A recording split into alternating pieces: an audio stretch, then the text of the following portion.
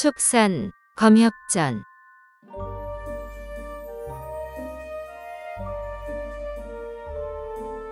42화 백미의 서신. 객잔에 등불이 휘날리니 불세출의 선연인 백미가 쪽지를 남기고 한겨울에 총령을 헤매니 효녀가 애간장을 태우며 아비를 돌보네.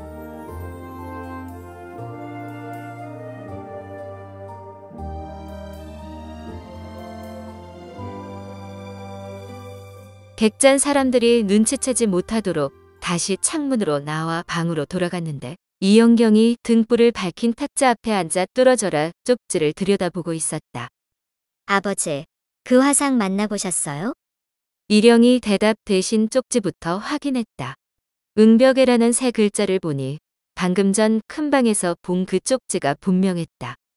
이 쪽지 어디서 났느냐? 아버지가 나가고 얼마 안 있어 갑자기 등불이 크게 휘날리더니 눈앞에 쪽지가 놓여 있었어요. 저도 그 화상이 참 이상하다고 생각하던 터라 창밖을 내다보았는데 아버지가 지붕에서 내려와 큰 방으로 들어가더라고요. 그런데 응벽에가 무슨 뜻일까요? 이 쪽지가 어떻게 방 안으로 날아들었을까요? 불가에 입문하려는 내 마음에 감동한 선사께서 암시를 주고자 나타난 것 같구나. 아마도 응벽에로 찾아오라는 뜻이겠지. 이아비는 이제 귀한 인연을 만나 속세를 떠나게 될 것 같구나. 한데 내가. 일영은 가슴이 미어져 눈물을 글썽이며 말끝을 흐렸다. 아버지에게 좋은 일이니 당연히 제게도 기쁜 일이에요. 기쁘지 않을 리가 없잖아요. 아직 마음을 정한 것은 아니란다. 선사께서 모습을 드러내기는 했으나 아직 만나주지는 않을 모양이다. 일단 산에 돌아가 마저 이야기하자. 하지만 성격 급한 이영경은 당장 이야기해달라고 졸랐다. 사실 이아비는 일찍이 속세의 덧없음을 깨달아 산에 들어가 은거하려 했단다. 다만 아직 내 짝을 찾아주지 못해 그리하지 못한 것이지. 아까 낮에 길에서 선사의 연불 소리가 내 고막을 파고들었을 때 깊은 내공으로 단련된 것임을 알았단다. 아무 까닭 없이 내게 그런 기운을 뿜어낼 리 없지 않느냐? 선불의 고수가 틀림없다. 당장 쫓아가고 싶었지만 혼자 남을 내가 걱정되어 포기했단다. 한데 여기까지 찾아올 줄이야. 처음에는 우연인 줄 알았는데 우리가 묵는 방을 콕 집어 말도 안 되는 억지를 부리는 데는 분명 이유가 있겠구나 싶었지. 하나 오래전 강호를 누빌 때 적을 많이 만들었던 터라 내 목을 노리는 자일 수도 있어. 우선 큰 방을 내어주고 동정을 살피러 갔던 것이란다. 방금 가보니 선사는 온데간데 없고 탁자의 쪽지만 남아있더구나. 나를 인도하기 위해 찾아온 고승이 틀림없다. 그나저나 세상은 넓고 명사는 수없이 많은데 어디에 가서 응벽에를 찾는단 말이냐? 설령 선사를 찾더라도 너는 데려갈 수 없을 터이니 어찌해야 좋을지 모르겠구나. 그렇다고 가지 않으면 평생에 다시 없을 선연을 놓치는 것이니 산에 돌아가서 며칠 생각해보고 말하려 했단다. 아버지, 그런 말씀 마세요. 제가 아직 어리기는 하지만 근래에 열심히 수련해 제 몸 하나는 건사할 수 있어요. 그리고 우리가 사는 석굴은 앞뒤로 까마득한 절벽과 계곡이라 사람은커녕 새도 올라오기 힘들잖아요. 몇 년간 지낼 비용을 마련해 주시면 1년에 한두 번 마을에 내려와 필요한 물품을 사다 쓰면 돼요. 산짐승 따위는 전혀 무섭지 않고 찾아와 귀찮게 할 사람도 없으니 수련에 전념하기 좋을 거예요. 시간이 지나 어느 정도 무공 실력이 쌓이면 아버지를 찾아갈게요. 그때 아버지가 저에게 훌륭한 사부를 소개해주면 저도 검수를 배워 세상에 도움이 되는 사람이 될 수 있을 테니 얼마나 좋아요? 평범한 사람은 길어봐야 100살까지밖에 못 사는데 득도하면 1000년도 살 수 있잖아요? 아버지와 함께 그런 복을 누릴 텐데 지금 잠시 헤어지는 것이 대수겠어요?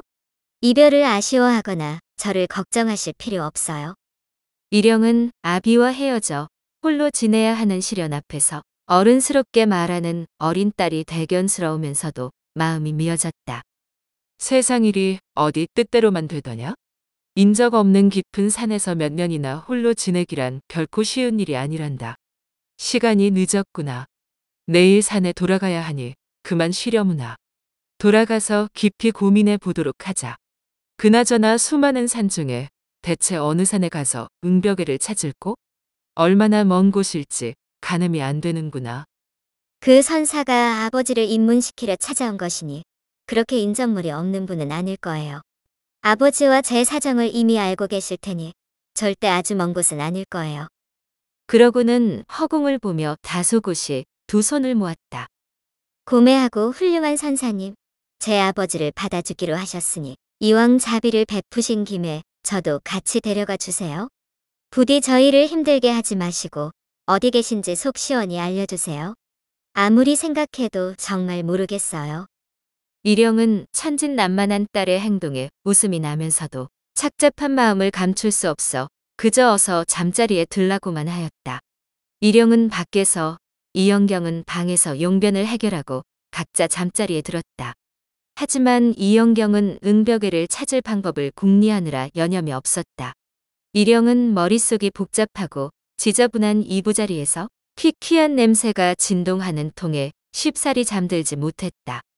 어느새 새벽닭이 울고 밖에서 웅성대는 소리가 들렸다. 일영은 산에 돌아가도 딱히 할 일이 없으니 서두르지 않고 딸이 조금 더 자도록 내버려 두었다. 그러나 이영경은 성미도 급한 데다 이부자리도 개운치 않아 빨리 떠나자고 고집을 부렸다. 일영이 딸의 성화에 못 이겨 점원에게 새순물을 가져오라고 하였다. 곧 날이 훤히 밝았다. 객잔 손님의 절반이 참배 첫날 첫 향불의 주인공이 되고자 날이 밝기도 전에 일찌감치 산으로 향했다. 아직 출발하지 않은 이들도 부랴부랴 가마꾼을 부르느라 시끌벅적했다. 잠시 후 점원이 새순물을 가져왔다. 일영은 선사가 떠난 것을 알지만 떠들기 좋아하는 점원이 먼저 말을 꺼내리라 생각해 짐짓 모른 척하며 기다렸다. 그러나 점원이 짐 싸는 일만 도울 뿐 도무지 입을 열지 않으니 기다리다 못해 일영이 먼저 입을 열었다. 오늘이 참배날인 줄도 몰랐지 뭔가. 원래 여러 날 묵을 셈이었는데 우리도 가서 구경이나 해야겠네. 가서 이 방과 어제 그 선사가 묵은 방, 양쪽 방값이 얼마인지 알아오게. 그리고 이 짐을 산까지 옮겨야 하니 짐꾼 둘을 불러주고 자네 술값도 두둑이 챙겨주겠네. 점원이 씩 웃었다. 손님 안목이 대단하세요. 어제 그 선사가 공법이나 얻어먹으려는 사람이 아니더라고요. 그게 무슨 말인가? 어제 그 선사가 말도 안 되는 억지를 부릴 때는 정말 분통이 터졌거든요. 하필 손님처럼 점잖은 분이 걸려들었으니 더 안타까웠지요. 처음에는 술이며 안주며 먹지도 못할 만큼 잔뜩 시키기에 손님을 호구로 알고 덤터기 씌우려는 심산인가 했지요. 기가 막히기도 하고 혹여 나중에 문제가 생기지 않을까 걱정스럽더군요. 한데 아주 좋은 분이더라고요. 장난이 좀 심하긴 했지만요. 일영은 선사의 행적이 궁금해 두서없이 떠들어대는 점원의 말을 끊었다. 혹시 그 선사가 다시 돌아오셨는가? 점원이 느긋하게 품에서 서신을 꺼내 일영에게 건넸다. 예? 떠난 지 얼마 안 되는데. 아직 돌아오지는 않으셨고요. 아무튼 떠나기 전에 손님 방값까지 다 치르고 제 술값까지 얹어 주지 뭡니까? 그분 말로는 손님이 아미산에 사는 이웃이라던데요.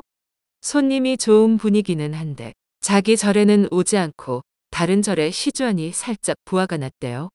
어제 우연히 길에서 만나 일부러 객잔까지 쫓아와 장난을 친 거래요. 그런데 아무리 억지를 부려도 손님이 화를 내지 않으니 기분이 풀렸다네요. 손님 성품을 알아본 거죠. 어느 절에 계신지 물었는데 손님이 알 거라고 하던데요. 지척이니 금방 찾을 수 있을 거라고요. 방값을 치른 후에 손님이 떠날 때 전화라며 이 서신을 남기셨어요. 일영이 서둘러 서신을 확인했다. 만나고자 하면 먼저 헤어져야 하는 법, 헤어지지 않으면 어이 만나겠는가? 천길 응벽에는 아미산의 일각이어라. 어찌 구슬을 쥐고 근심하며 득도부터 하려는가? 달 밝은 밤 매화나무에서 신물을 얻으니 한 손으로 용을 휘둘러 마귀를 물리치리. 30년 후에 다시 만나 진실을 알게 되리라. 필체가 힘차고 시원시원한 데다 고상하면서도 웅장했다. 어쩌녁 딸과 한 이야기를 다 들은 모양이었다. 특별히 서신을 남겨 딸의 장래가 창대하리라는 것까지 알려주니 몹시 기뻤다. 서신을 확인한 일영 부녀는 점원이 곁에 있어 일단 말을 아끼고 서로 눈빛만 주고받았다. 본인 절에 와서 시주하라는 것이지요? 출가한 사람이 반값까지 대신 계산한 데는 분명히 이유가 있을 거예요. 선사 절에 가시거든 특별히 신경 쓰셔야겠어요. 일영이 그래야겠다며 대충 얼버무렸다. 잠시 후 점원이 불러온 짐꾼과 함께 길을 나섰다.